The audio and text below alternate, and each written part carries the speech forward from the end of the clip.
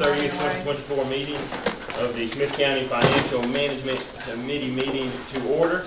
Appreciate everybody who is here in attendance to be a part of this meeting.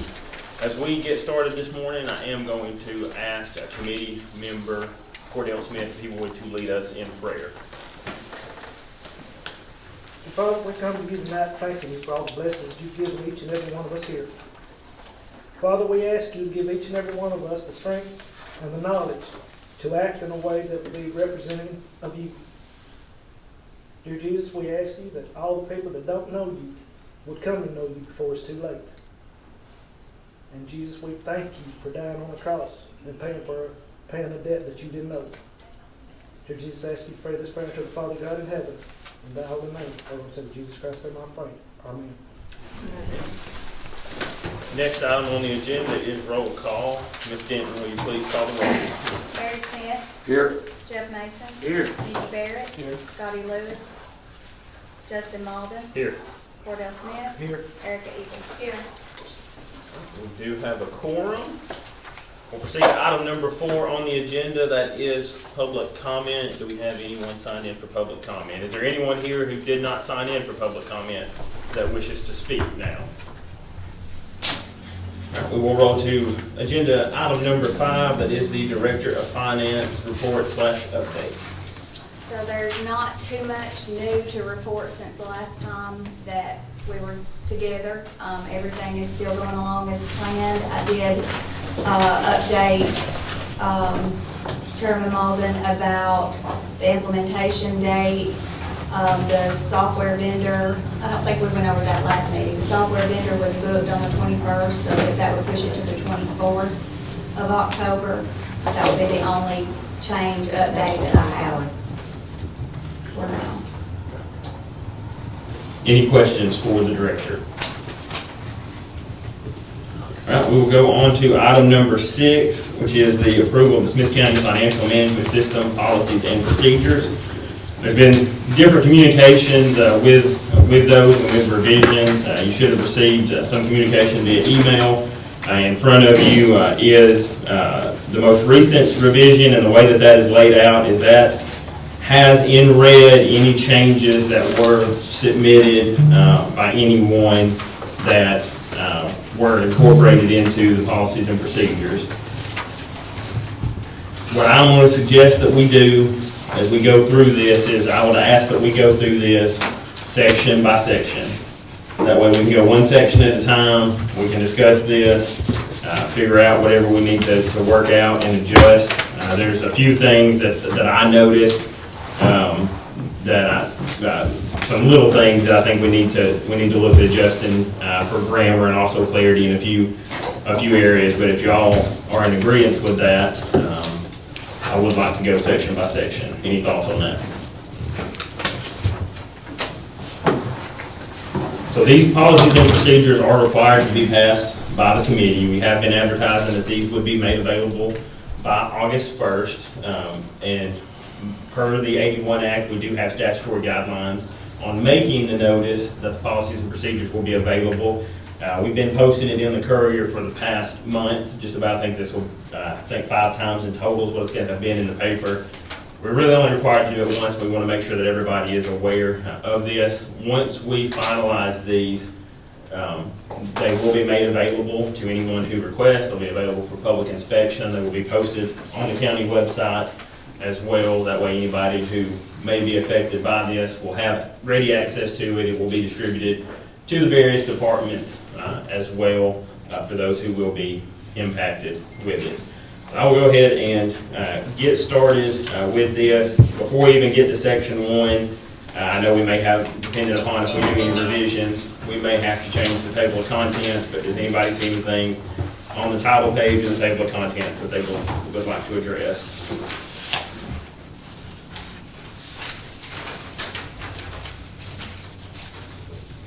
If there are none, I would go ahead and I will take a motion to approve the title page and table of contents as written. Motion approved. A motion by Erica. Second by Cordell. Any discussion on that? All those in favor signify by saying aye. Any opposed? All right, that motion carries. We have approved the title page and the table of contents. The third page that is listed there is actually titled page 1, since it is the first page of the policies and procedures. That entire page encompasses section 1, which is the introduction. Changes that were made to this page from what was communicated at the prior meetings and what was distributed. We did change the implementation date to stay October 24th. It is October 24th because of the software vendor just doesn't have the ability to do it if that works for the Board of Education. That's a 3-day shift from the October 21st date to comply with the software vendor. So if you guys are okay with that, that doesn't affect payroll or anything like that. We need to make that move if that's okay. We're kind of we're at the mercy of the software vendor on getting that done, because the entire system has to be taken down for a day to make the database move and do everything, and so it's One got to day be. only, right? One day Yes. only? Yes. Correct. Yeah. Mr. Chairman, I'm not sure how this works. I'm Chuck Cagle. I'm one of the attorneys that represents the Smith County Board of Education. And the one thing that we're looking for is an answer to the question, with all due respect, is this October 24 deadline, is it a hard date for the Board of Education and everybody else? Because that's as long as we're going to have employees there, we can operate the system. And after that, we run out of folks. Correct, yes, that is correct. Okay. Yes, that is our date, yes. And so in the adopted timeframe, the implementation timeline, I'll be glad to send that to you. Okay. Or communicate it with Ms. Moore to get that to you. It's got in there, we do have one employee who is coming over, and that employee is based on the time frame when they will transition to us, and then internally, y'all do obviously whatever y'all want to do. Sure. So, the two changes on this first page, though, major changes, section 1.3 was added, section 1.5 was added. Both of those were almost verbatim lifted from other counties who were under the 81 Act. Most of what is in here is listed, either recommendations through CTAS policies and procedures that they've sent us, or listed from other counties. And I know I've spoken with, and the director's spoken with various counties, but I've looked into Warren County and Giles County and White County and Cumberland County and Franklin County and Cannon County. There's lots of counties who in some various form, we've looked at their policies or spoken with their directors to try to get a better idea of what we need to do. Because we're under the 57, we've already got the road department in. Some of these procedures for the county side, are basically just continuing with the flow of things. But those are the revisions there. We did add, I think there was a suggested revision at the end of 1.4. We did add that last line in there as well. Any discussion on this section or comments or proposed changes? If there are none, I would take a motion to approve section 1 introduction. Motion by Mayor Mason. Do I have a second? Second. Second by Commissioner Evil. I have a motion and a second to approve section 1 introduction. Any discussion? All those in favor, we'll take a vote. All those in favor signify by saying aye. Aye. Any opposed? All right, motion carries. Section 1 introduction is approved. The next couple pages are section 2. Those are general policies. The changes that have taken place since the last time we met, again, are in red. Any references to just keep consistent references. There were some references to county legislative body. There were some references to county commission. I asked that any references all be made to say county legislative body, just so that it was a uniform reference throughout. That second and third paragraph there, I did introduce at the last meeting. That is just to set some ground rules for when we will meet. So we do have regular meetings, the ability to have special called meetings. That last paragraph is actually required by statute that we have to select a chair and a vice chair, and the director of finance will serve as the ex officio secretary. One change that I think needs to be made on this page in the second paragraph that starts, the committee shall meet from time to time as it may deem necessary. About, let's see, 1, 2, 3, 4, fifth line in, it says in instances when any regular meeting date falls on a legal holiday, the meeting shall be rescheduled by the chairperson. I would like to change that to state that the meeting shall be on the following Tuesday. So if it's scheduled for a Monday, that's a holiday, the committee will just meet that next Tuesday. That way there's no question of when the meeting will take place. And then the only other thing that I noticed in here, the last sentence in section 2.1, it says, it should read the director. The T is missing in the, it says he director, it should be the director. Mr. Chairman, I don't know, the school board meets the third Tuesday. I don't know if that would ever, Oh, that is correct. Okay. Okay, so that wouldn't work. So then, let's figure out when we want to meet. Good catch.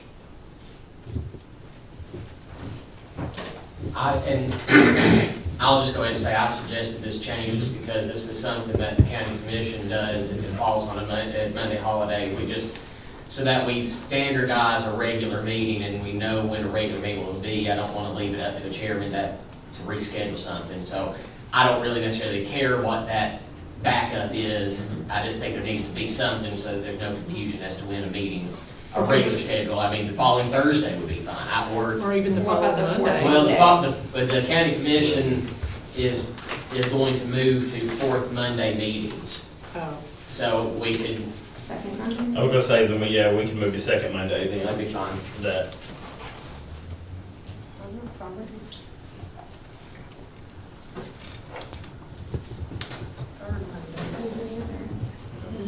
Anybody know of any conflict? I was looking at Columbus Day is in October, but we don't observe that because Yeah.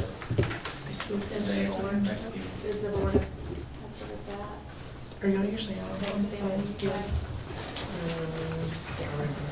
Looks under Would this. that be one of the months that we would have a conflict? October. October's the only month that looks like it could be a conflict.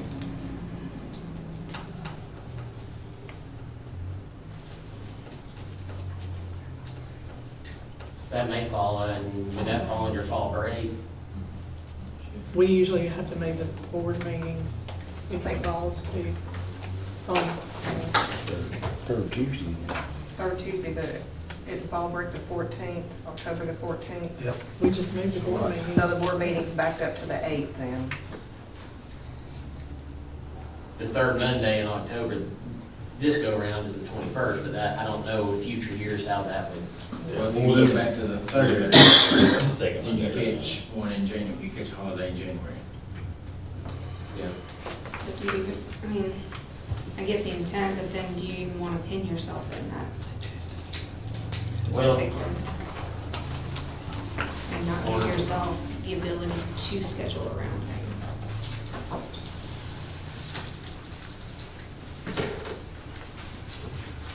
Because to me, that is the job of the chairperson, is to schedule meetings. Yeah, but it sort of defeats the purpose of a regular schedule. Well, I mean, you do have your regular schedule, but then every now and then you do have exceptions. And It's always moved to Thursday. Third Thursday.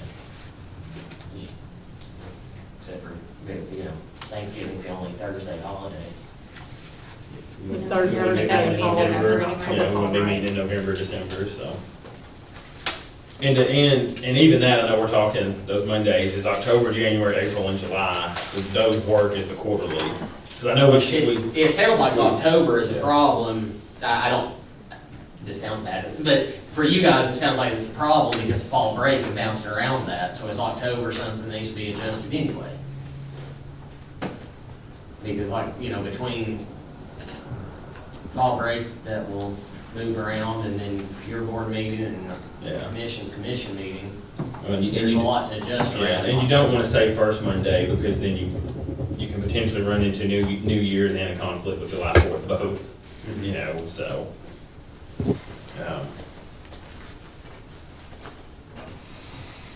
Um, I mean, we can do second Monday and then move it in a mean, there's nothing, just like the Board of Education moves their meeting, there's nothing that prohibits us from, Right. from moving it. And, I mean, because we'll give proper notice, so. So I think, you know, third Monday we know is not gonna work because that third Tuesday will conflict, so Well, should we? when,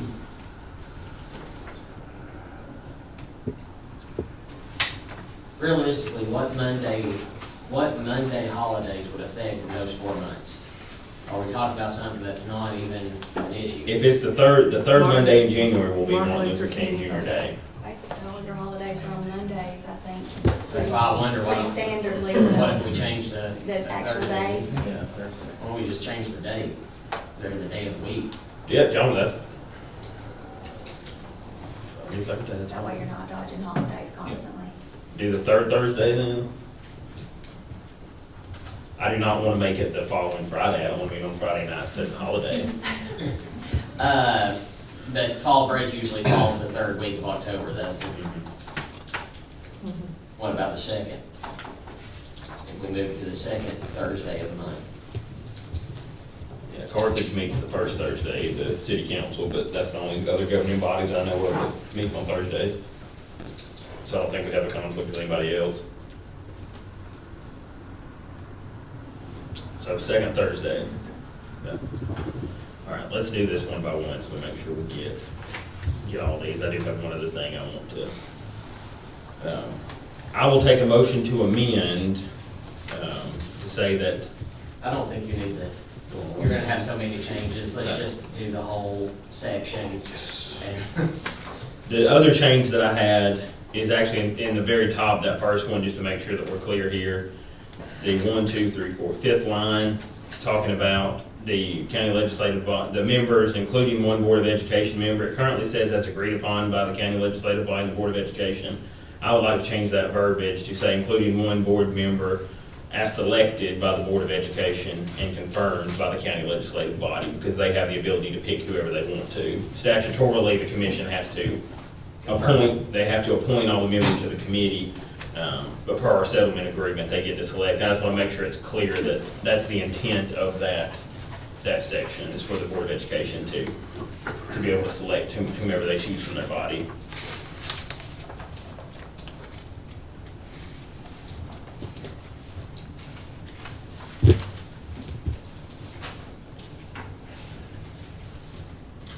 Any questions about any of those suggested changes? And I'll go over them before we attempt to proceed. Any questions about anything else in this section?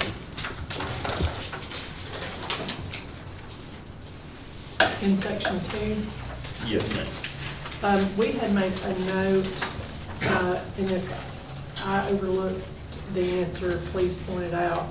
In it was 2.3, I don't know if that's still the same. Yeah, it is. The conflicts of interest, the policy doesn't say who those conflicts are reported to. It would be subject to the county ethics policy, I would assume. Again, that's basically listed verbatim from other counties as well. Well, I just think it would be, I mean, if you're gonna have a conflicts policy, I think it's important to know who those conflicts need to be reported to. And if it backs up to another policy for the county, that's fine, but maybe it should say that. Historically, I've seen if there's, I mean, I've ever only really probably encountered it maybe one time, and it was ethics. So we need to add that to, so that it would be. Do y'all have an ethics We committee? have an ethics board. But Well, we have an ethics policy. We have a policy. It's where you don't have to have a standing ethics committee, you just have to have an ethics policy. I would have to pull the ethics policy to see who, There was an ethics board. that was it is formed when needed, but we don't have a standing ethics. So that could be, though it could be added to the committee list to establish and keep one standard.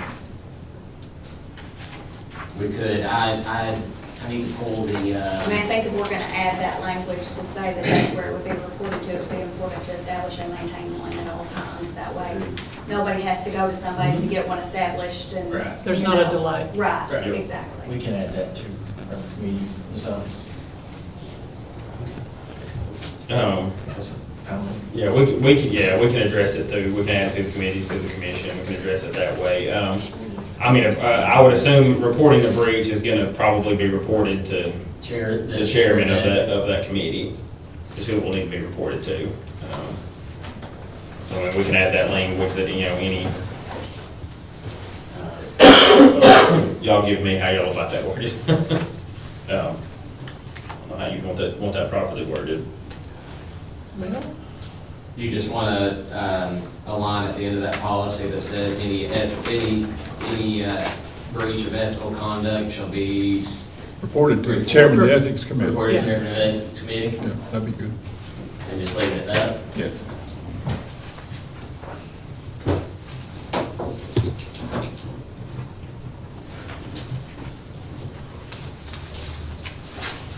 We need to name an ethics committee and have a meeting and elect the chairman. Yeah, and then just let it stays open. Okay. So any breach of ethical conduct shall be reported to the chairman of the county ethics committee. Yeah, Does that work? that's fine.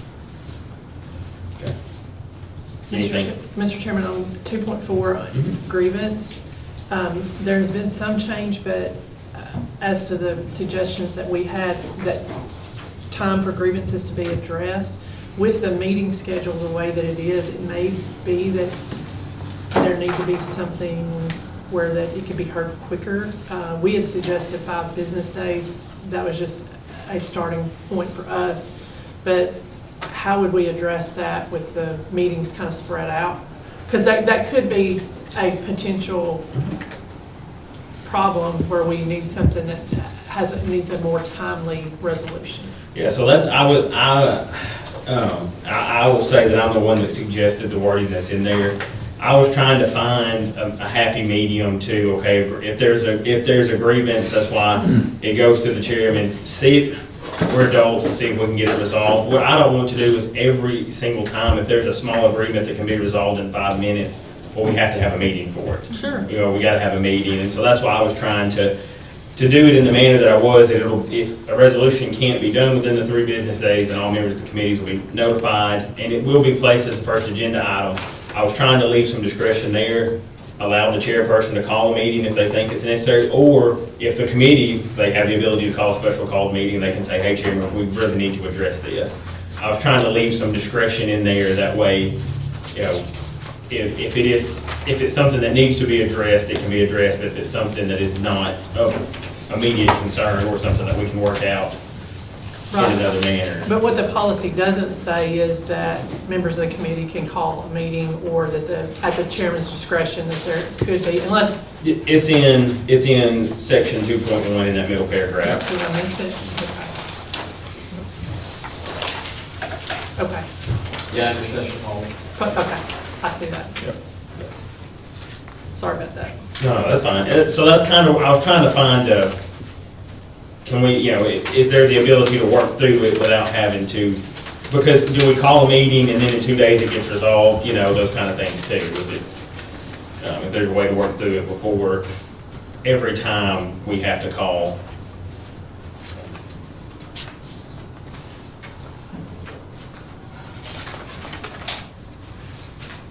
There's a typo also back on the first page, in page 2, where it begins annually, about 3/4 down. It's the Director of Finance. Yeah, we gotta add T to that, yeah. Okay.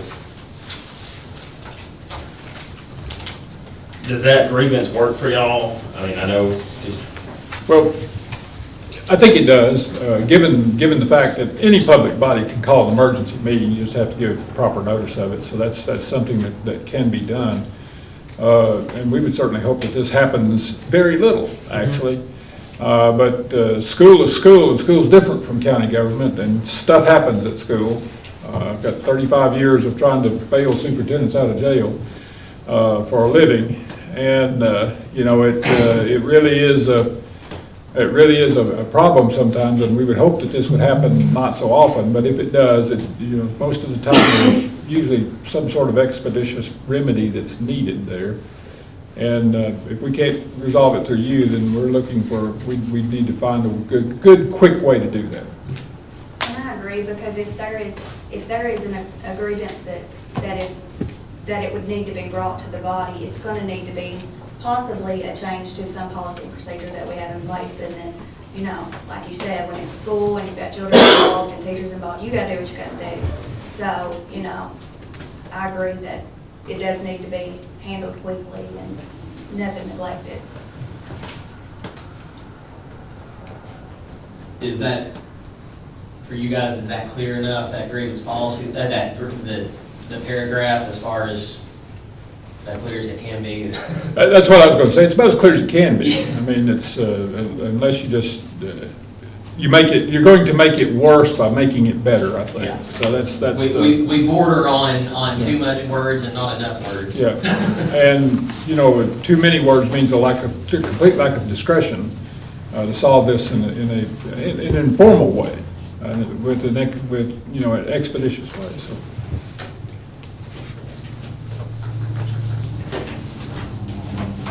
Any other discussion on section 2, general policies?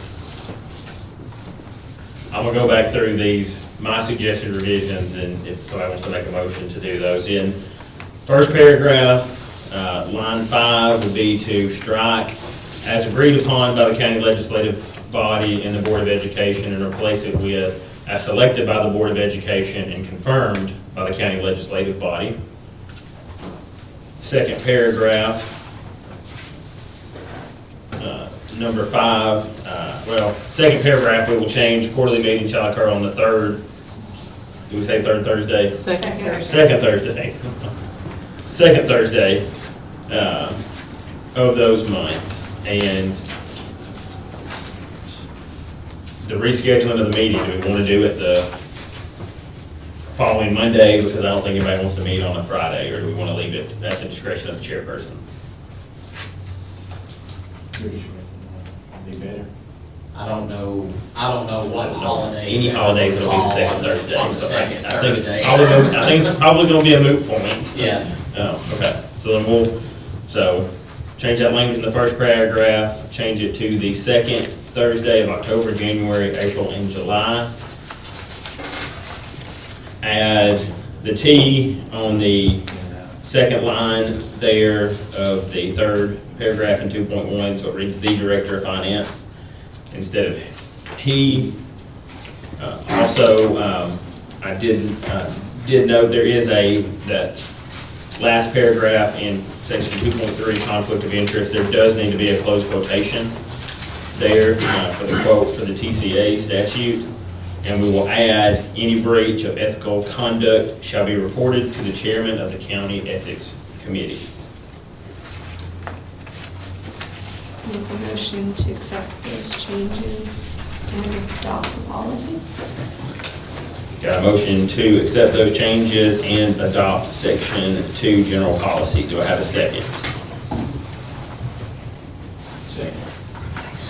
Second by Mayor Mason. So I got a motion by Commissioner Evil, a second by Mayor Mason to amend with those recommended changes and also to adopt the policy. Any further discussion? All right, we will go to a vote. All those in favor signify by saying aye. Aye. Any opposed? Motion carries. Section 2, general provisions is adopted with those recommended changes.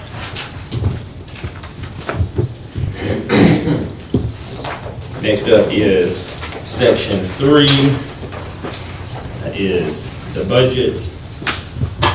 The only thing that I have in my notes to change and then, is a grammatical error under section 3.3 budget amendments on bullet point A. The third sentence in there toward the end says who requests to make mayor category. That should be major category.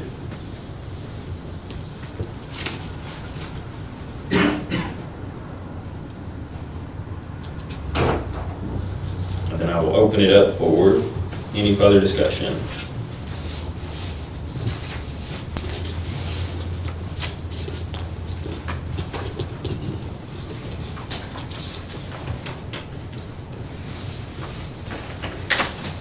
Questions, concerns, comments, anything on section 3? I will note, Mr. Chairman, for the record, that under 3.2, it doesn't require a change in the language here, but under Title 49, the school board can only stay under a continuing budget resolution until October 1st. If noting that we go into a continuation budget on July 1, on October 1st, the Commissioner of Education can exercise the right to cut off all state funding there. So that's just for the information of the committee. So it's we can't, just because we move past July 1st doesn't mean we get to rest. There are students are going to be, and I only know of this in one time in my practice where it's actually happened, many years ago, but it can happen. But it's an October 1 deadline for the school board.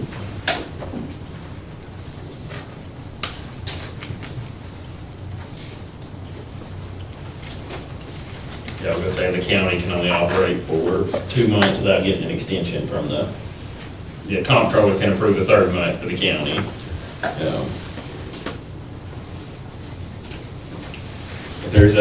If there's no other discussion, I'll ask for a motion to change in the 3rd line, bullet point A, under section 3.3 budget amendments, to change mayor to major, and make that change, and a motion to approve with that amendment. Motion to change and approve the section 3. Second. Motion by Commissioner Ebel, second by Commissioner Smith, to make the change to major on that line, and also to accept section 3 budget with that change. Any further discussion? Go to a vote. All those in favor signify by saying aye. Aye. Any opposed? Motion carries. Section 3 is approved with that one-word change. Next up is section 4, general accounting. Let me get my notes pulled up, make sure I'm not missing anything. In this section, under 4.4, disbursement of funds, on the second to last sentence, all payroll disbursements are routinely done by direct deposit. That is a duplicate, that is already stated further up in the 3rd line there of that, so that needs to be removed, that's just redundant in that paragraph. And then also on page 7, section 4.7, debt, that first line says the director of finance shall correspond with financial institutions. We need to strike that second with, so that it reads shall correspond with all financial institutions.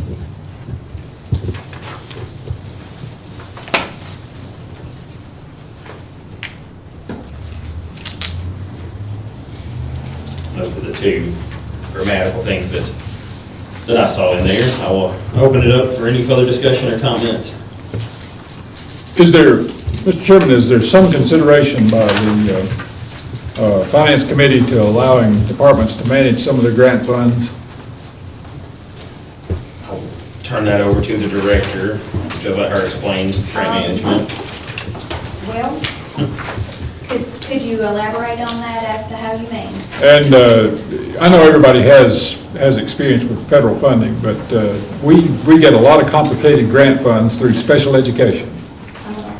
In special education, those funds, if we buy something, the inventory has to be recorded immediately.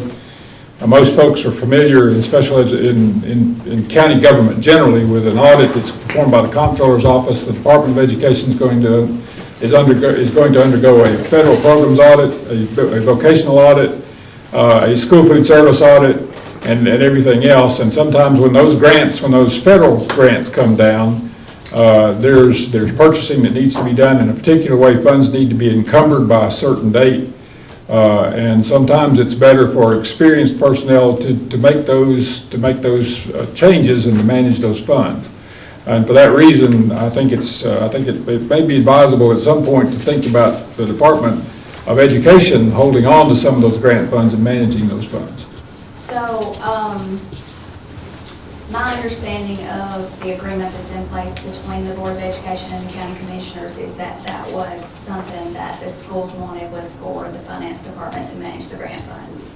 I would not say that I'm not open to, you know, allowing the departments to have as much involvement with helping to manage those funds as possible.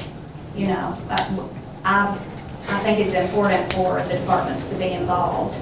I think that if that's going to take place, I would leave it to the attorneys to advise both parties as to whether or not they should amend their agreement between each other. I'm not sure exactly, you know, I'm not looking at the language of it, so I don't know how strict that was in that agreement. It was a one sentence, county finance department will administer any available grants on behalf of the school system. That's very open. It is, I mean, you know, it was written after a half a day of discussion, and I think everybody in the room understood what it meant, but then, you know. I have spoken with some finance directors who have implemented 81 that work with schools that have a personnel in the school's employment that gets into E-Plan, and they help to do some of the things to help manage some of the grants. I think that that's pretty standard practice, so if that's something that the school wants to have, you know, I think I had a discussion with the fiscal consultant from Department of Education. He came by and spoke with me as well, and my understanding is there are times where they set up to have, you know, someone from the schools who logs in and does things, as well as someone from the finance department who can go in and do their part of it, if that makes sense. So I don't know if that's exactly what you're referring to or not, as far as your question, but. And I think the policy as written, and y'all correct me if I'm wrong, does allow for a program manager, whoever would be the grant program manager, to have a hand in the, And we'll be in those happy to items. work with that, Yeah. you know, we'll be glad to work together with whomever. Well, that was one of the questions today when we were going over that, was who is the program manager and who, I mean, is that one person? Is it multiple people? Is it within the department? That was part of our conversation earlier today. But our concern on behalf of the board is that if something is missed, it could jeopardize funds. And if that's We don't something want you're that. not familiar with, just like that, but we don't want to jeopardize any funds for any reason. Yeah. And it could be clerical that would jeopardize that, and so we don't want that to happen. And it hasn't happened with the current position, so. And adding on to that, there's also the possibility that certainly these federal funds, if they're not managed correctly and accounted for correctly, you're going to pay that money back. Well, that's a big problem. That's always hard to explain why how we've already expended funds, now we're going to have to pay the money back. So it's, you know, we just need to, and I understand that everybody knows this, what I'm about to say, but the experience there has been in the Board of Education for years, and we just need to work out something to make sure that we are not in a position of, you know, having the feds question our funding, because they don't use a fly swat, folks. They use a hammer, and it's not fun. They just send you a bill and let you pay it back instead of explaining in some instances. That's right. I would say that I am open to working with that concept. I'm not, if you see any language in here that you think will prevent that from happening, it would And I be think good for you to that, learn. reading that grant program, reading here, point B under 4.9, the department, office, or agency applying for any grant, which in this scenario would be the board, shall be responsible for the oversight of said grant and shall be their responsibility to designate the grant program manager. So, I mean, I think the expectation there is that, or the assumption there is that you would name your, you know, who in your building is going to be that person. I think that's somewhat provided for in what's written here, but And I don't, if there's some additions that you would. and as far as E-Plan and stuff goes, I don't think that there's anything in these policies that would prohibit somebody from the Board of Education having access to E-Plan as well to be able to utilize that. There's a provision in your agreement here. I'm sorry, I didn't mean to cut you off, Mr. Chairman. There's a provision in your agreement here that says that somebody at the school or in every department will have access for read purposes only.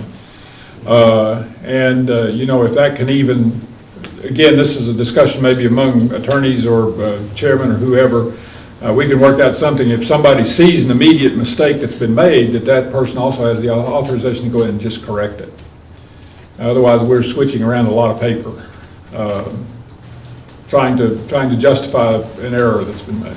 Now, the read-only access, just to explain and make sure we're clear on what we're talking about, is not an E-plan. It is in our general accounting software. Yeah, Yeah. okay. Yeah, that's what I'm saying. So access to E-plan would be outside of our accounting software as far as that reporting Okay. goes. So I don't think that there would be Yeah, and anything correct me if in I'm the. wrong, Ms. Mama, but the funds that are in E-plan are the funds that you do not enter into local government. Is that? Correct. But a bookkeeper will have to access that Yes. in order to request Yes. funds, yes. And I don't see an issue with us working together to work out whatever. We just need to get a system in place and make sure we have something internal Okay. that we work on. One other comment that we discussed, you all mentioned your software by name. Do you want to leave that in there, or do you want it to just say accounting software so that if you change softwares, you don't have to change? I tried to find that earlier, and I did that in the revision. So yes, under 4.12, I know it says LGC is a local government corporation. We will need to change that to accounting here. That's Yeah. a good catch. 4.4 disbursement of funds, it's also Yeah. mentioned. Any reference. 4.4, line 2, the end of About line that 2. one, where was one that you? It's in there 3 or 4 times, but just do a search and Where it correct. just says LGC software. We'll replace with Just accounting. replace with LGC with accounting. the accounting software. Yeah, Yeah. yeah. I should have done a better find and replace on that one. I was trying to see.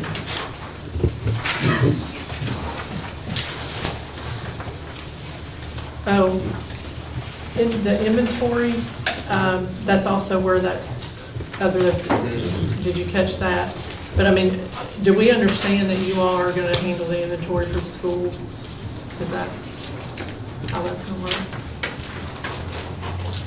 The way that we are handling it currently, and you all can tell me how that will coincide with what the schools are doing, is that we have someone in our office who will collect from every department their inventory list and updates, and we will maintain that to go along with asset records.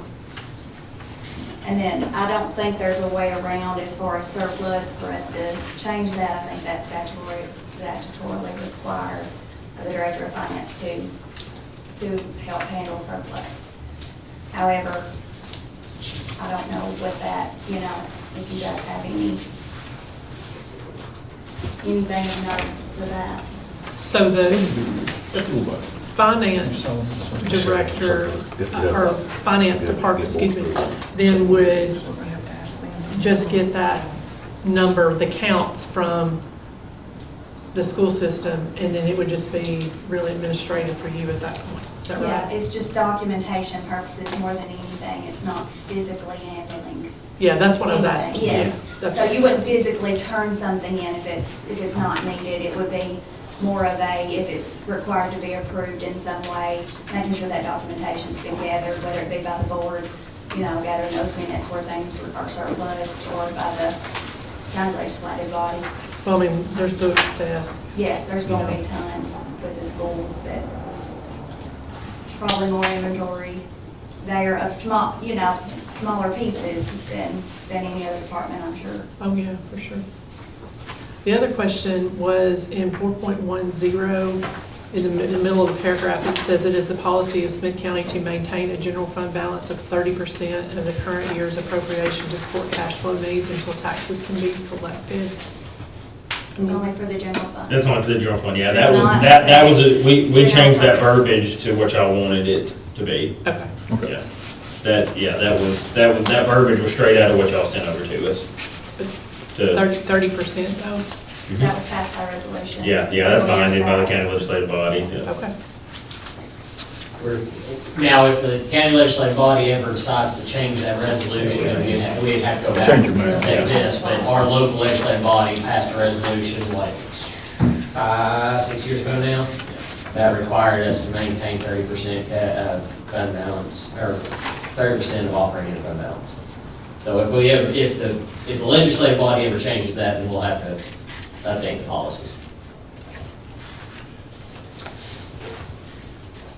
Just a word of, again, information, Mr. Chairman, up at the top of page 8, where it talks about identification, accounting, and financial reporting of grant funds done by the Uniform Chart of Accounts.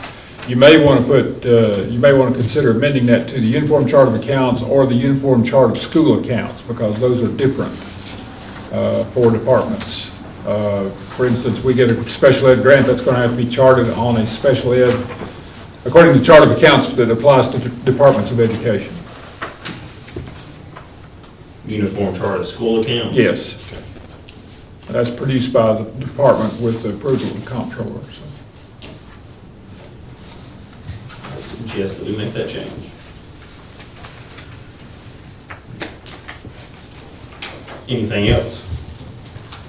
Any other discussion items?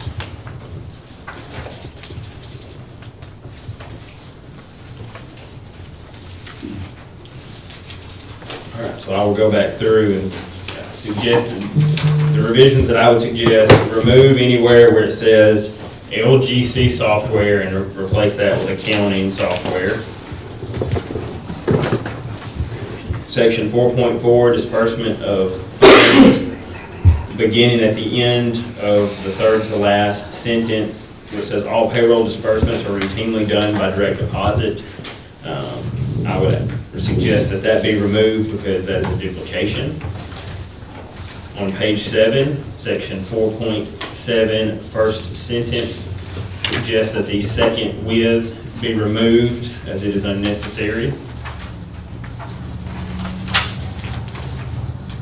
And on page 8, bullet point I, under 4.9, grant management, amend on the second line, says utilizing the state of Tennessee Uniform Chart of Accounts, add uniform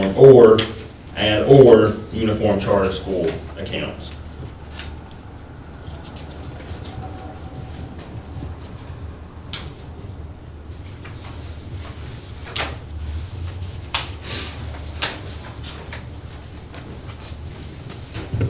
Motion with those changes and approve that section. Motion to include those revisions by Commissioner Eagle. Do I have a second? Second by Commissioner Smith.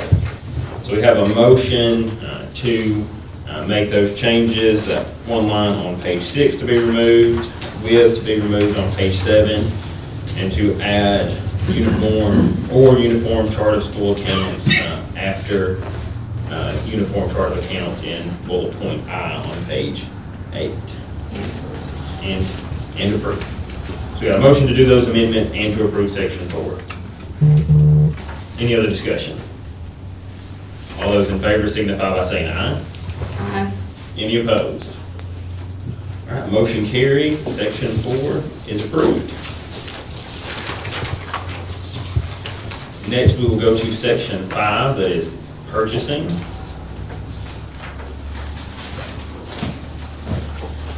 One revision that I will suggest is on page 10. And before I actually get to that, I will state this. In the original, the change that was made in the original proposed policies and procedures, there was a $200 threshold required for purchase orders. After feedback from the Board of Education and various county departments, it looks like most county departments do not want to do that. So they want to all do purchase orders. That's how the county currently operates anyway. No point fixing something that's not broken. So it has that. This section has been changed, so that first line does say, a purchase order is approved, is required for everything except obviously the emergency purchases and exceptions. Because of that, section 5.4, items not requiring a purchase order was not updated with that revision. It still has a reference to the less than $200 amount. I would suggest that you strike everything after the title and before the bullet points and replace it with the following items are excluded from the requirement of a purchase order.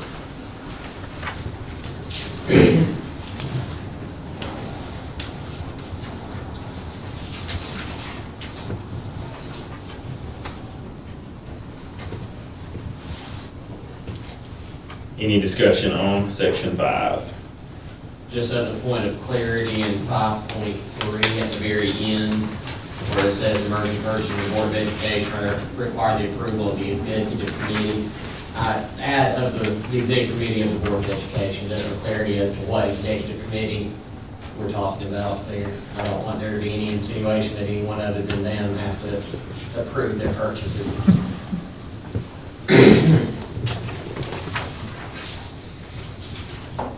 Mr. Chairman, under 5.3, it reads, the first sentence, emergency purchases are those required under uncontrollable or unforeseeable circumstances. I'm going to add just a little bit of clarification there. It's a little bit unforeseeable, although I don't know whether whether this was considered when this was added. An IEP team may be put in place in the position of having to purchase a piece of equipment for a special education child that enrolls tomorrow in Smith County schools, and that would be an emergency purchase. So to clarify that, what I've recommended is adding uncontrollable or programmatic necessity, because we would be required to make that purchase to serve that child. So those are required under uncontrollable or unforeseeable circumstances or programmatic necessity.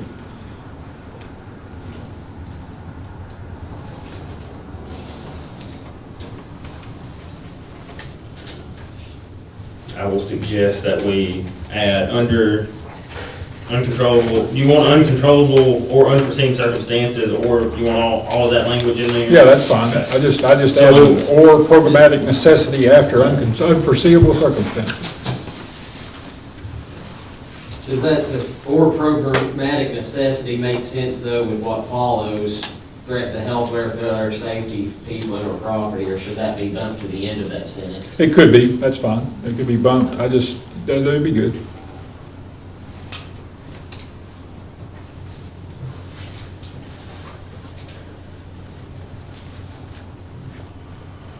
You could say, that Or- whole sentence. Or you could change comma, that. Or conditions of. Yeah, or programmatic where. Or conditions of programmatic necessity. Yes.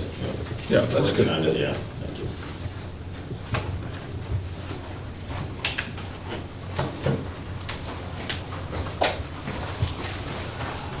So on that one, the suggestion would be to add a comma at the end of the sentence and add or conditions of programmatic necessity. That'd be good.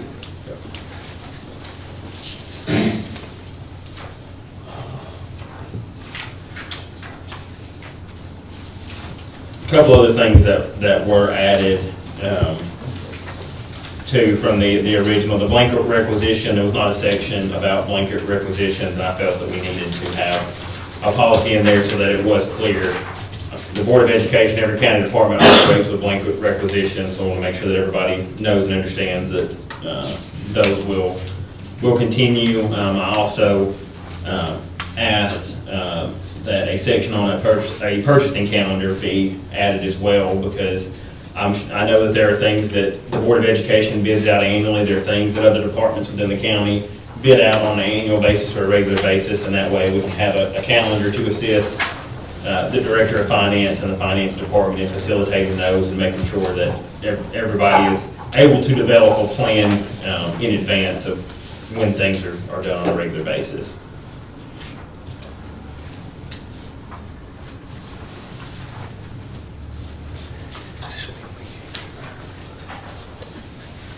Any other comments on section 5 purchasing?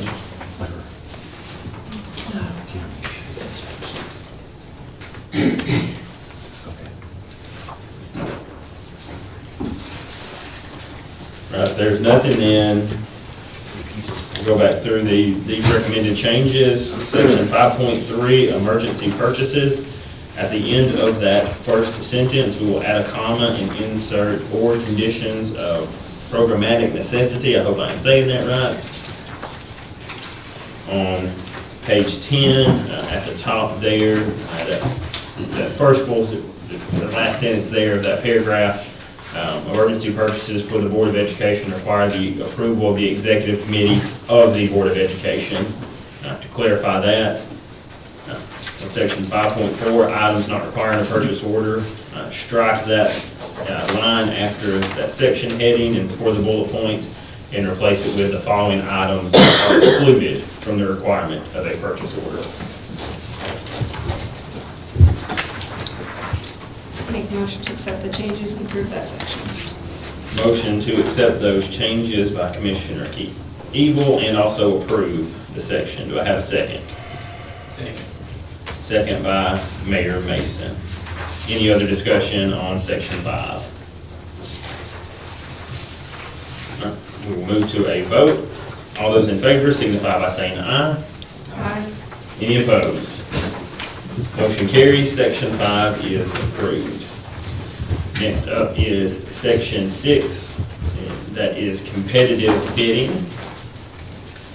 You have that beginning there on page 12. What, page 12, 13, 14, and 15. That is a longer section. I didn't see any grammatical things or anything that need to be changed, so I don't have any suggestions to that section. In section G, under 6.4, it says big openings, which should say bid openings. All right. Section G, we're talking about bid openings. That's it. Yeah, bid or not bid. As far as this policy, the way that it is written, just a few things. The bid process from the obtaining the bid sides is essentially the same thing as what the finance department currently does, except there are a few additions upon the receipt of the bids. Logging the bids upon receipt is an addition. The majority of that remains the same for the finance department.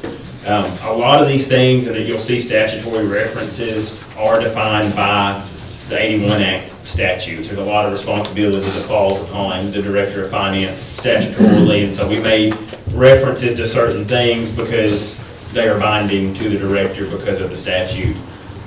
One thing though that is in here that we want to make clear, I want to make clear, under 6.5 evaluations of bids, on bullet point B, about just one line past halfway, just about, it does say, the final decision for bids rests with the appropriate elected official or department head, that is mayor, road superintendent, board of education, etc. The county's current practice and what we're proposing to do is to continue with what we do. Mickey approves his bids, board of education approves their bids, mayor approves his, sheriff, anybody approves their bids for their items. That is not going to change. The elected officials and those department heads know their departments better than we do, and so we want to, that's going to remain with them. And also wanted clarity on what the lowest and best bid meant, and so that's why we gave a little bit more description. It doesn't necessarily mean the lowest bid with justification. These elected officials, department heads have the discrepancy of what is the best bid. Just again, by statute, if you don't do the lowest bid, you do have to have that justification for audit to show them why they're doing it. But all that, the approval process for bids still lies with those appropriate bodies and elected officials. Can we change the 25 to 50? So there was discussion about that. That's up to this body. We kept it at 25. We discussed 50 in the last meeting, but there was never a recommendation to go to, or a motion to go to 50. That's up to the will of this body. I know the Board of Education wants to remain at 25,000. Policy says that it would be 25,000. And as far as if the county goes to 50, if the Board of Education wants to say 25, that's it. The way that I view it, it would have been the same way with the purchase orders if we left them at 200. Everybody still wanted to get a purchase order, they can. It's just you're not required at 30,000 to do it, but if you choose to do it at 30,000, there would be nothing prohibiting that. 25. Well, I'm just Yeah, 30. Basically, As long as we don't exceed what the county is asking for, it should be fine. Yes. right, You can still bid any. You can be more strict Right. internally, yeah. yeah. Title 49 says the Board of Education is limited to 25, and that, there was a bill in the last session of General Assembly that went through that fixed 4 errors in the statute, because it was everywhere in the statute, the bid limits were everywhere. So the comptroller's office made that uniform, But it left in Title 49 that the Board of Education's at 25 unless they adopt a resolution moving it to 50 where there's a central purchasing authority. Right. Well, I think it's the Board of Education's desire that they leave it at 25. And if that's, we don't want to be headaches, but that's, I think that's. There could even be language added to this section to specify that even if the county moved to 50, that the highway department, for instance, moves to 50, Yeah. the Board of Education is at 25. I mean, I don't have an And we issue certainly with understand why he needs to be at 50, I mean, we get that. I don't know that it's necessary to put, different departments. It may not be, Listen, but if this committee is okay with going to 50, and the board wants to 25, I've seen it in other policies though, both ways, where they just left it however, whatever's been adopted, and then I've seen it also where they could tell out for different departments, it was different routes. So, whatever y'all think is best. I mean, I think from our standpoint for the committee, I mean, if they're not going to be exceeding whatever we set, if they're below that, that's okay, that's not a concern. Yeah. I have a question. With E-rate funding, all of our bidding is done with mini bids, Okay. online, electronically, and that's about, it could be $270,000 a year that we get with mini bids that don't come in as sealed bids. There's a section in here that I would think we would want to. Is it below the dollar amount? When you say, you're saying bid, but is it is it above 25,000? We have to bid every item that we receive through E-rate funding through the mini bid process, which is a state process that we use. The dollar amount doesn't matter. If we want $300, we bid Gotta do it. it through there. So, This is probably something that could be added to the section on page 15, where we're talking about using GovDeals, which we use as an online auction. We can also. but it says no oral, phone, or electronic bids will be accepted, But so. here's my question. Are those amounts that you're doing the mini bids below 25,000? Sometimes not. Because if they're below 25,000, then I don't think the bid policy applies. is what I- It could be over. Yeah, but that's why I was asking. Could If it's be. gonna be over, It then, could be, yeah, okay. uh-huh. That's what I wanted to. But we've, in past, when we had the 25,000, Nikki, you bought stuff off GovDeals that. If it's at a public auction, Yeah, that's considered, you can bid as high as you want, as long as your money's been approved through the county commission. I was looking for this where we had language on public auction, public auction.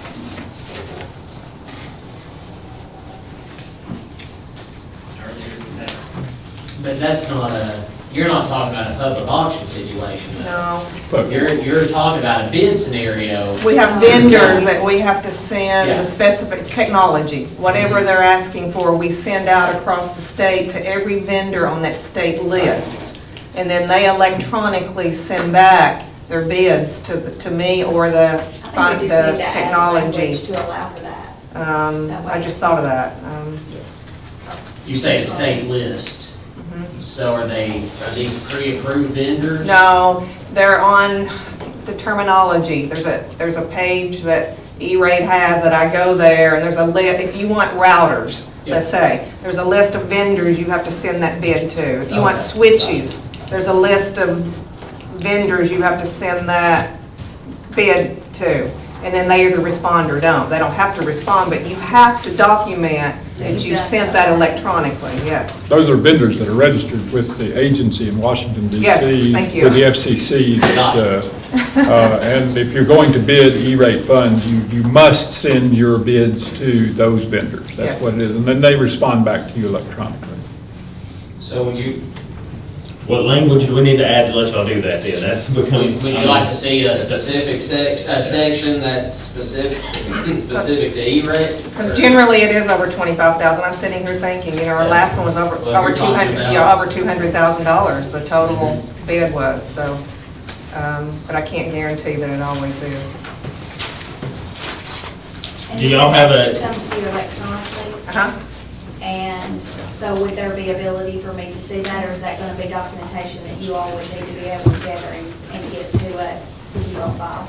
We could get you the documentation to keep on file if that's what you want. I didn't know what would make the most sense for that process. And there's a formula you have to actually use to pick it's based upon performance, past history, price, there's different scenarios. It's a formula we use to pick the winning bidder. So it's very different than a normal bid scenario.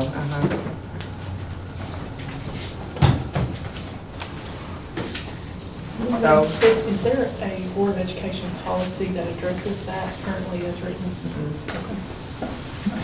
Yeah, I was just wondering if there was, I didn't know if there was a policy with a reference or something that would help Yeah, us that's what I was draft gonna- something. If you want to do this, just put in something that's pretty simple for your manual, and it may be needed, is under soliciting bids, just go to add a section 4. There's a small I, double I, and then a triple I. Add IV under the soliciting bids section, and just say that purchases made under E-rate plan shall conform to the rules, regulations, and standards of the FCC. That's it.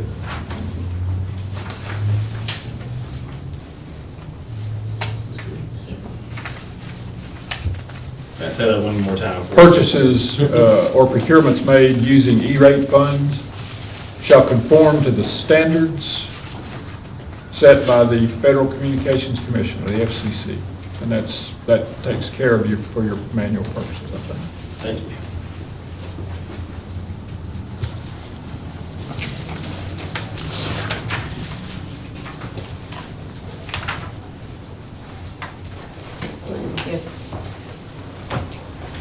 Yes. We'll suggest that we add that as recommended by Mr. Cable under item 4, which is under section C, soliciting bids under 6.4, general requirements. Anything else under section 6? Just as a matter of practice, Mr. Chairman, are you still going to ask the agencies, the departments themselves to prepare the bid documents, the notices? For example, when I do a construction bid for a school, I require the bidders to put their licenses, their construction licenses, on the outside of the bid envelope. And if they don't do that, then that's a non-conforming bid. It's a misdemeanor under the law to open up that bid.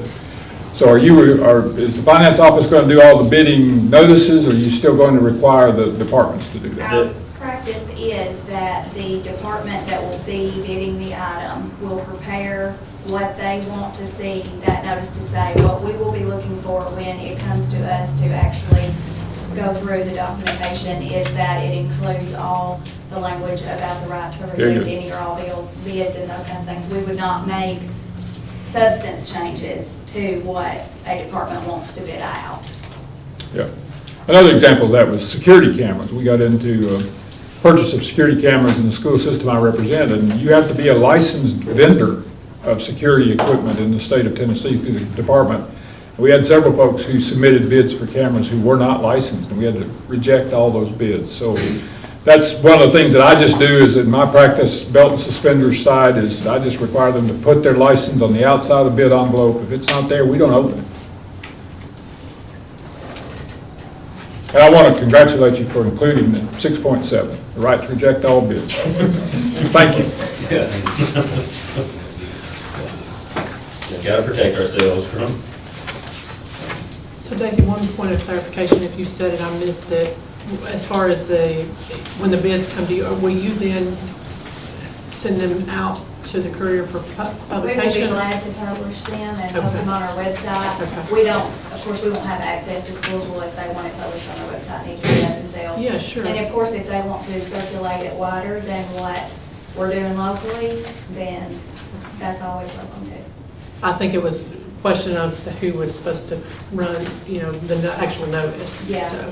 Yeah. So that'll be handled by the We'll have a bid finance office. form that will be able to be filled out so that all of that is able to be done. Okay. And we'll get the forms here in a minute. There's a section that I asked to be included for form to answer a lot of those questions so that the standard forms will be generated such as that with, for the bid process.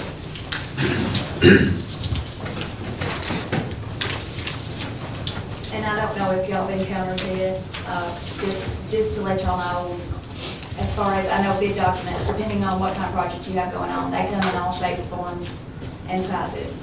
So once the process has been handled as far as opening and all that, I know it's gonna require the board to look at that. It may require, you know, Mr. Smith to be able to take that back and review and whatever. So typically, if it's simple bids that we can just scan and email and you're gonna have them with you no matter what, but I've seen bids come in that you simply couldn't tear apart to easily transmit. So, we will do a chain of custody form so that if those need to leave the office, someone signs them out, takes them with them. Once the board's reviewed and been able to make determinations, they can check them back in and we'll keep all that. That way we have all the documentation we're supposed to have, but it can still be workable between the departments.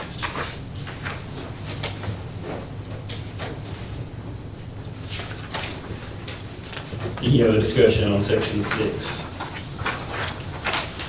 So to review the proposed changes, add a bullet point number 4 under C, soliciting bids, under 6.4 general requirements. And I will let Mr. Cagle say that again for the record. The procurement. You're even testing my memory. You're adding bullet point, I've got purchases or procurements made under E-rate. yes, E-rate funding. made using E-rate funds shall conform to the requirements of the Federal Communications Commission. That's change number 1. Change number 2 on page 13, G should be replace big with bid. Those were the 2 suggested changes during the discussion. I will take a motion to amend with those changes and approve. What about the 25? It's up to the will of this body. I will leave that. Do you want to do 50? I mean, that's, here's the, I wasn't big.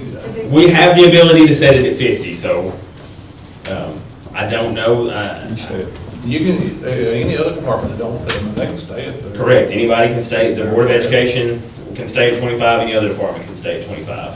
If it's beneficial to go to 50, this will probably affect you in the landfill probably the 2 that this will impact the most. Solid waste and highway department will be the 2 most greatly impacted by this.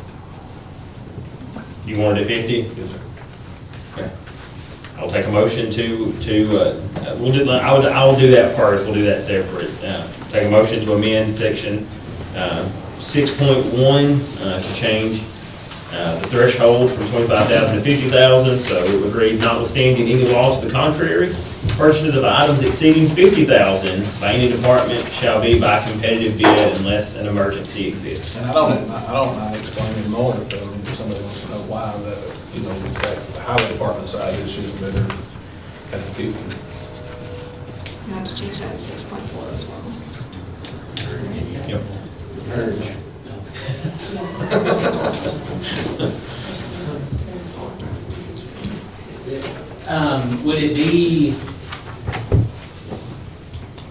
Would it, because we already know that there is one department that's gonna stay under this, would it be beneficial to add some language to clarify for all other departments that they have the option to restrict themselves? Or do you just wanna leave that at their own ingenuity? It's Still better sign. Yeah. If the motion is to change the bid threshold to 50,000 and we know that the school's not interested, I think it would be best to have the language say that the bid threshold is 50,000, with the exception of the schools who are at 25. Well, Or- if other departments want to stay at 25 too, is what he's asking. Or put, or, 50, or unless an individual department chooses to restrict themselves to a lower bid threshold or something. I don't think you need to include dollar amounts because that could change within the statute. It could change within, you know, Well, like, I mean, at some point, the board might want to, well, or the statute may change. or the statute may You change, know, right? that's it. I mean, so would you? We may be bidding groceries if they keep going up. And at the highway department, the reason why the 50 works better for us is, you know, if we have a truck or something to go down, 25,000 ain't gonna buy you a used vehicle. sure. You know what I mean? Oh, yeah, absolutely. So, and know, it's just hard to get bids on something used, or, you know, used equipment. Absolutely. Unless an emergency exists, or an individual, or a department chooses to, Can we just say county departments may elect to bid at a lower threshold? Sure. I mean, I'd recommend that, first of all, you strike that language notwithstanding any other law to the contrary, because Title 49 has a law to the contrary for the Board of Education. So strike that. It would say, and then it would just read, purchases of items exceeding $50,000 by any department shall be by competitive bid unless an emergency exists or a department establishes a lower bid threshold. there you go. That's what I was trying to get to.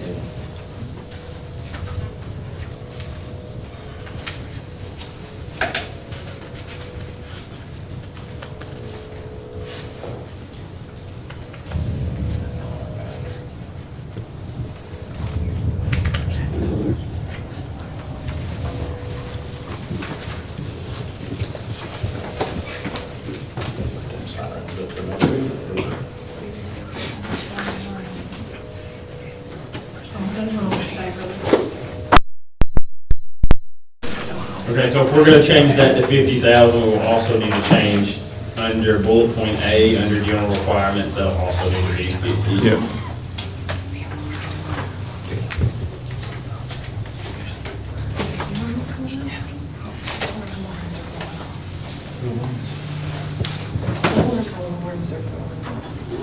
All right, so I'll review these suggested changes, take a motion, if this is the will of the committee. Section 6.1, we will strike the sentence prior to the first comma, so notwithstanding any law to the contrary will be stricken. The sentence will begin with purchase of items exceeding $50,000 by any department shall be by competitive bid unless an emergency exists or a department establishes a lower bid threshold. Section 6.4, bullet point A, that begins bid limit, that first line, $25,000 would be replaced with $50,000. And then the other two changes would be adding that bullet point forward for the purchase of procurements for E-rate funds will conform to SEC requirements, and bullet point G will change from big to bid. Motion to make those changes and accept. Motion to make changes and accept, approve section 6 made by Commissioner Abel, second by Road Superintendent Barrett. Any further discussion on section 6? All those in favor signify by saying aye. Aye. Any opposed? Motion carries. Section 6 is approved as amended. Next up is section 7, payroll accounting. That is a one-page section on page 16. Mr. Chairman, under 7.3, it says the county participates in TCRS for full-time employees. The Department of Education actually has some part-time employees who are TCRS eligible. I don't know how you want to write that in there, but we do. And eligible part-time employees? Yes. Well, it's, or eligible departmental employees. You may want to put that. The county employees, I think, are full-time, but we do offer TCRS coverage for some of our part-time employees. County participates in TCRS for all eligible employees? Yes, there you go. Okay, so we'll strike full-time, replace it with eligible.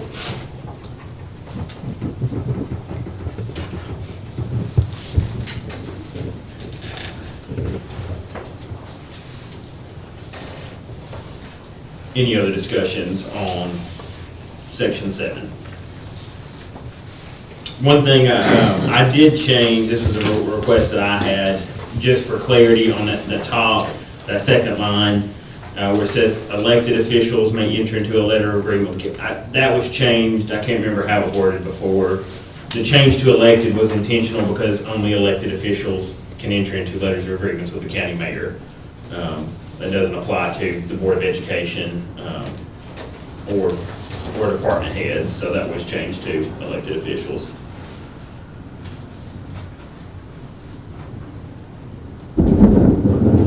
Could we possibly change the header for where it says employee benefits and just address it as TCRS retirement? Because it's not true employee It's not benefits, it's not, benefits. right, and so that's a little confusing because it's not dealing with the insurance, it's not dealing with, other elections, so maybe just change that to TCRS retirement even, something that simple.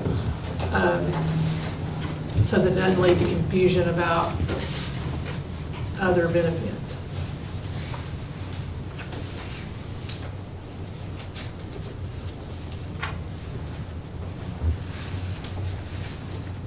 Instead of employee, just replace the word employee with TCRS, 7.3 TCRS benefits. Yeah, I Yeah, think that that'd be works. fine.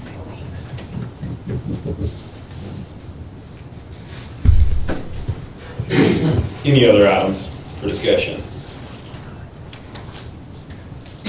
Alright, so the two suggested revisions, both are on 7.3 employee benefits on that first line. It would be to change the section heading there from employee to TCRS, strike employee, add TCRS in its place.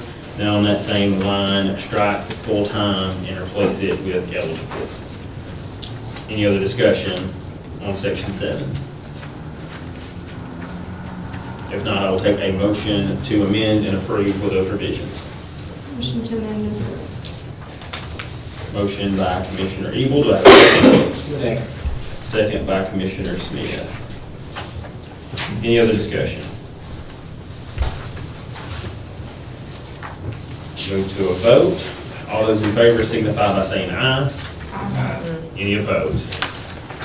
Motion carries. Section 7 is approved. Next up, page 17, again, one-page section. Section 8 is insurance and risk management. I have no suggested revisions. Anybody have any discussion?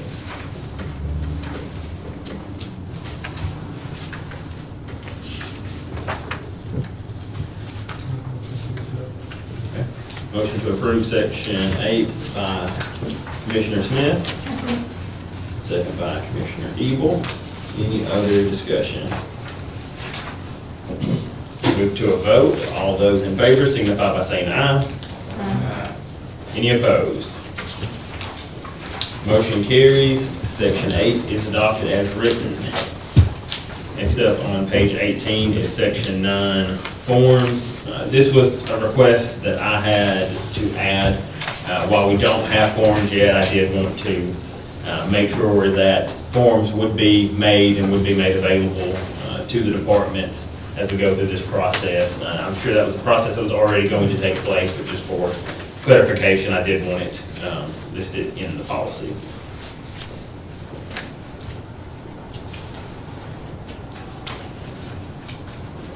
There's no discussion on it. We will have to come back and amend this once we do have the forms written. But there is a note in there now that says upon implementation, the financial management system by 1981, then these forms will be made available. With that, I'll take a motion to approve as written. Motion approved. Motion to approve by Commissioner Evil. Do I have a second? Second by Commissioner Smith. Any further discussion? Seeing none, we'll go to a vote. All those in favor signify by saying aye. Aye. Any opposed? All right, motion carries. Section 9 is adopted as written. Moving on to section 10, adoption. This is something that is common among the 81 active counties. Some do not do this. I thought it would be beneficial upon us adopting these for the first time for us to have a formal adoption of it, saying that as a body, we agree to this. I do want to make a motion to strike approved in there. That's in there, and I think it already says adopted this day. I don't think approved necessarily needs to be there. So I would ask for that to be removed from that section. Any other discussion?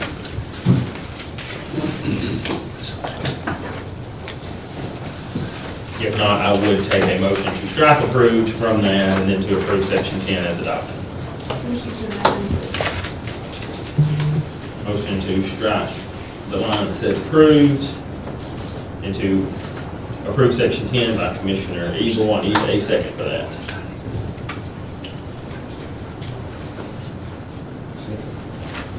Second by Commissioner Smith. Any other discussion on section 10?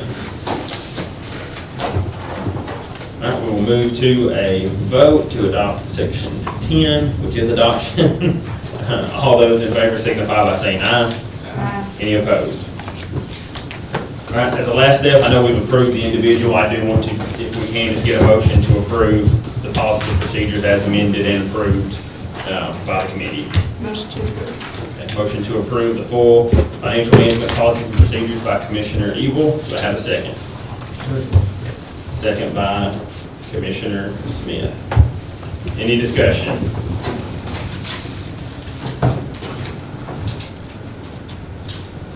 Will a copy of those go out? I was about to ask the same thing. Yes, well, yes, well, and that's part of it is we have to, so what I will do is we need to revise the adoption date in there. We'll get the adoption date added. We'll need to circulate the adoption page as well for the signatures on it. So I'll ask the director if you would add the adoption date in there, add the revisions in there, and we'll send it out for, it's by the implementation timeframe and by the, what's been adopted by this body already, they will be made publicly available on the 1st of August. So come Thursday, they'll be on the website. They'll be available for the public, they'll be available for inspection for any members of the public, bidders, and it will be distributed to the director will send it out to the various department heads, and then they can distribute it as needed to their employees. So we'll need to adopt it. We'll need to, yeah, we'll get it circulated. So I got the motion in the second. I did not get a vote on that. So any other discussion? I'll take a motion to adopt the full, or I will take a vote to adopt the full manual as amended and approved already. All those in favor signify by saying aye. Aye. Any opposed? All right, motion carries. We have adopted the financial management policies and procedures for Smith County. Item number 7 is to schedule the next meeting. Again, the language, we don't go under these policies and procedures until October 24th, until implementation. These do not go into effect, so we won't have a regular meeting until then. Do we have any reason to? Yes. Okay. I believe that you will need to get back together to confirm my job description for my Sure. employees that I'll provide and confirm a deputy director appointment between now and the implementation date. Okay. What was the date of the, well, we were going to do it before effective the date of implementation for the deputy director. Yeah. Okay. We put in there, what, the second Thursday? Yeah, in October is one of our, I mean, you might as well go ahead and get on your schedule. Get on your Yeah, quarterly the second schedule. Thursday in October is the 10th. Actually, I can't. That won't work. Sorry, or rented it the first time. I'm going to try and actually get my summer vacation right before we implement. To make sure I'm in pocket for everybody. Take my summer vacation. Daisy, do you need anything that we haven't gotten to you? Not at the moment. I would like to set up a time to meet with you guys to talk more about the grant, what you'd like to see happen as far as the grant involvement. I just really want to get a good understanding of what y'all, what you'd like to see happen, and that way if you have any issues, if this body wants to get back together and change something, we can change something, but, I feel like we can work through whatever. Where are we on their connection? That's a good point. I don't know if you guys have heard anything else since the last email I sent, but, as far as I know, I'm good to go on my side. They're ready to flip switch for that. My understanding was you guys might have some kind of update that you needed to make. I told them I couldn't speak for you guys as far as telling them to go in and do something for you, so. Who are you working with? Isengard. Okay. Okay. So, if you want to reach out to them and we're good on our side as far as that goes. Yeah, we want to make sure we got that in place, especially by implementation.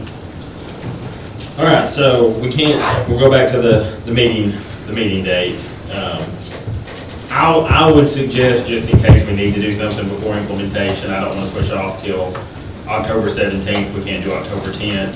Can we meet September 12th, the second Thursday in September? Will you have your deputy director decided on by that point? If that's one of the points, okay. Yeah, it was originally going to be September 1.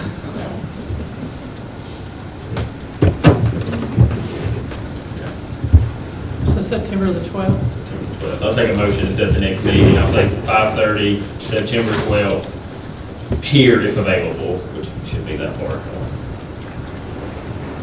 I get that motion. I'll make a motion. Motion to meet September 12th, 5:30 PM here at the chamber.